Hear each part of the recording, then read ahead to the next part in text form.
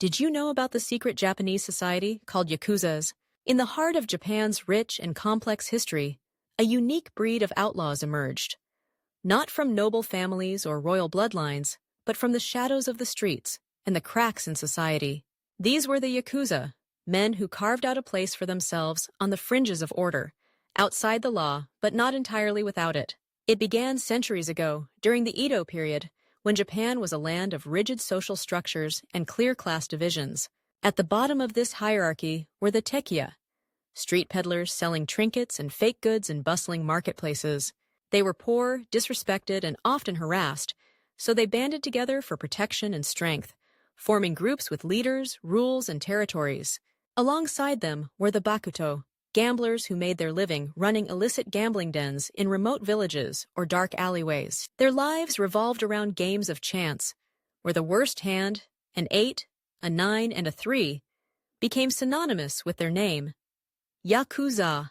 From these humble beginnings, the Yakuza grew into something more. Over time, they transformed into highly structured organizations, complete with ranks, rituals, and codes of honor. They called their path Ninkyo-do, the chivalrous way, and saw themselves as protectors of the weak, keepers of justice where the state failed to provide it.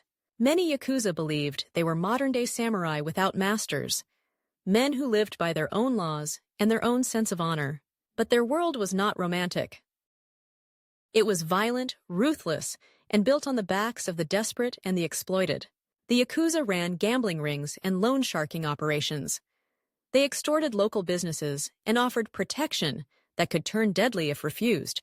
In later decades, they spread their influence into real estate, politics, and the corporate world, using threats and bribes to pull strings behind closed doors. Tattoos marked their loyalty, full-body designs etched in pain and silence, hidden beneath suits during the day. When one of them betrayed the group or made a grave mistake, he would offer a severed finger in apology. Despite the crime and cruelty, there were moments when the Yakuza acted like something more than gangsters.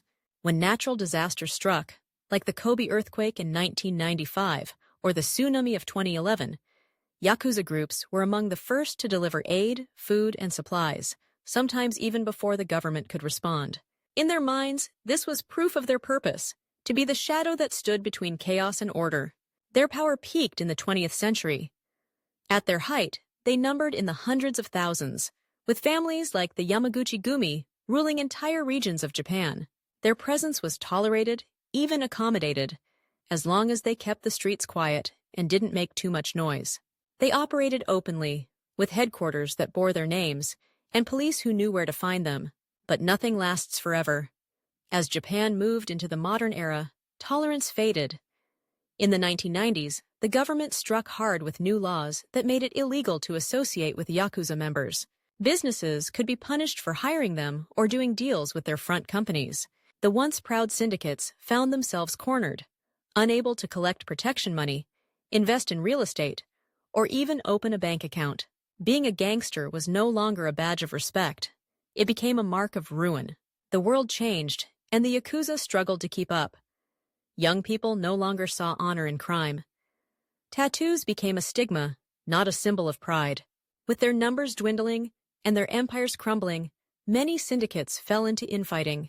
In 2015, the Yamaguchi-gumi, the largest of them all, fractured, sparking turf wars and internal bloodshed that further weakened the organization. Today, the Yakuza are a ghost of what they once were.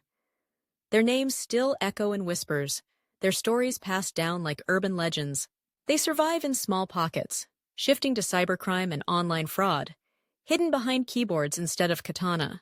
But the era of the powerful, untouchable Yakuza boss, striding through the streets with tattoos under his suit and a trail of silence behind him, that time has ended. The story of the Yakuza is not one of simple villainy. It is a tale of outsiders who rose from the dirt, who built an empire from nothing, and who lived and died by a code that both defined and destroyed them. Their legacy remains carved into the history of Japan, not in stone, but in scars. For more interesting Japanese history, subscribe.